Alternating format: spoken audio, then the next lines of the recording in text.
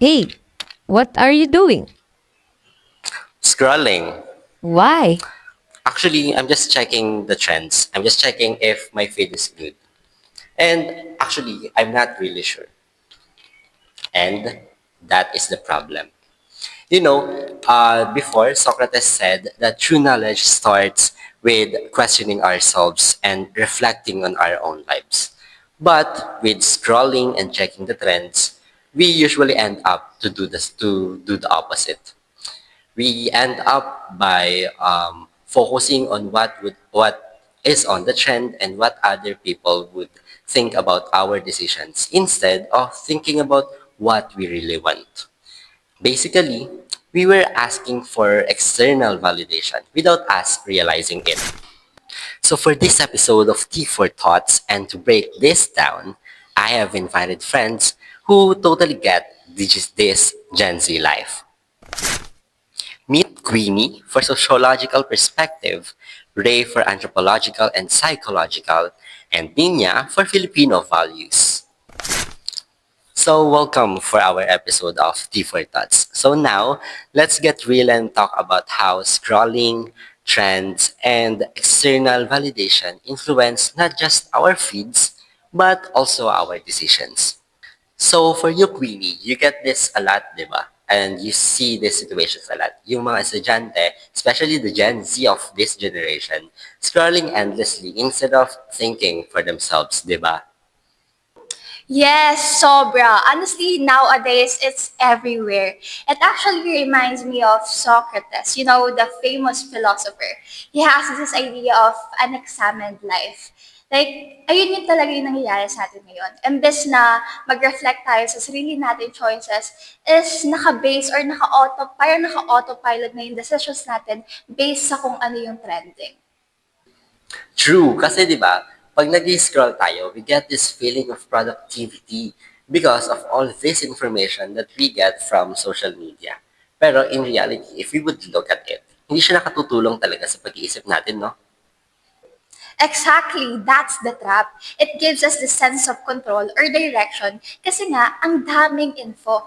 Pero at the end of the day, it's all just external noise. It's someone else's voice, not yours. You're being guided by an algorithm instead of your own reflection. That input is actually interesting, no?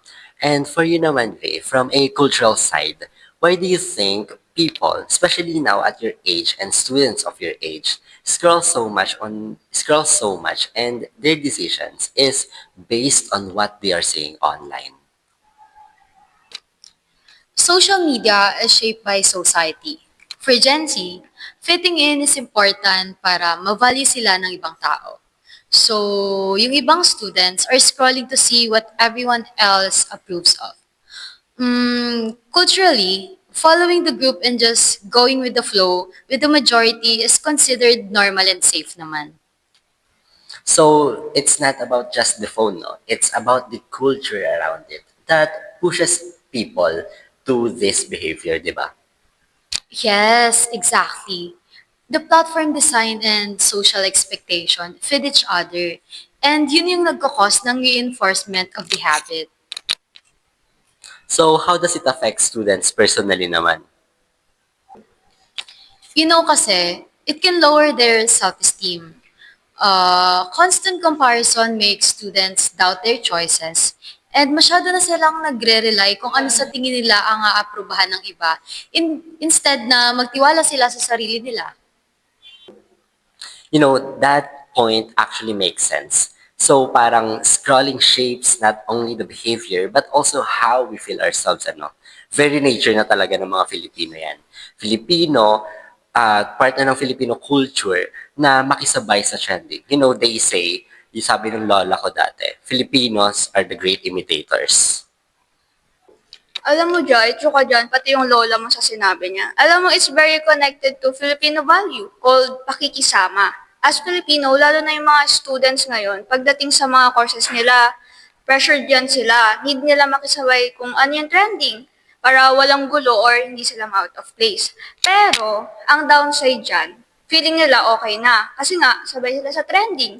Pero, hindi nila napapansin na parang papalayo na sila kung ano yung totoong sarili nila. Hindi nila nadidiscover yung sarili nila kung ano ba talaga yung gusto nila.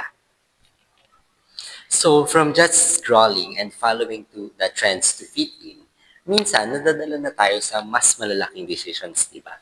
Yung mga simpleng, minsan, uso ba to? Nagiging, ma-approve ba ng iba to? Or ano bang ang sasabihin ng ibang tao kapag ito yung naging choice ko? And that's where it shifts from scrolling to choosing paths just to gain validation. And sometimes, this scrolling leads to picking programs or paths just because they're popular or prestigious. Like for example, di ba, kapag meron tayong sinasabi nila, kapag engineering ka, magaling ka sa math, kapag accountancy ka, ang talino mo. Not because, and this is choosing these programs, not because they fit you. So, Queenie, why does this happen from a philosophical or sociological perspective ba? Kasi, alam mo, let's be real. It's all about social approval. We're so obsessed with how our lives looks to other people. Yung pagpili natin ng validated or big name na program, parang way lang natin yun para masabi na, uy, successful ako externally. Pero yun nga yung problem. Nakakalimutan na natin na yung sinasabi ni Socrates about reflecting on ourselves, mas priority natin yung wow factor kesa sa kung ano talaga yung gusto natin. So, based from this perspective, parang it's like chasing status rather than thinking about what's meaningful to them. Exactly. Yun talaga yun. Classic case of external validation overriding self-knowledge. Kaya we end up living a life that looks great to everyone else but doesn't make sense to us. Well, that point is actually correct, no? Now naman, for you, Ray, culturally, why do Filipino feel this type of pressure? Ganito kasi yan eh. In our culture, education matters a lot. Some courses are seen as more successful. So, yung mga estudyante, iniisip nila na kapag pinili nila yung path na yun, mas magiging proud yung family nila sa kanila. Pero, hindi nila iniisip na magiging successful ba ako sa path na to or magugustuhan ko ba to? Ganun yun eh. That point is now actually taken. But how does this affect them psychologically? It can weaken self-esteem and clarity of identity. So, yung ibang estudyante, mas pinipili yung approval ng iba rather than their personal growth. Well, alam mo, normal na rin talaga dito sa Pilipinas, or alam nyo, normal na rin talaga dito sa Pilipinas na hindi lang sa pagpili ng courses, but also in other life decisions na hindi impressive sa iba, lalo na sa Gen Z students. Kagaya ko, I'm now taking BS Accountancy, but this is not really my passion. Kahit hindi naman talaga yung gusto nila. Nga, ganon. But now, how does Filipino culture play a role naman here, Ninya? That's connected naman sa Filipino value called hiya or yung ayaw nating ma-judge or ayun nga, mapahiya. Kaya naman yung students is chooses the courses that will gain validation from others kahit hindi naman talaga yun yung gusto nila. And at the end of the day, scrolling isn't the enemy. It becomes a problem when it replaces thinking. And Socrates once said that unexamined life is not worth living. And maybe today, that doesn't mean having all the answers. Ikaw ba, Ray? It just mean what for you? Para kasi sa akin, it means pausing before we follow next trend, next path, or next validated path. So, ganun nga. So, before we scroll again, maybe we ask ourselves one simple question. Is this really what I want? Or am I just trying to fit in with others?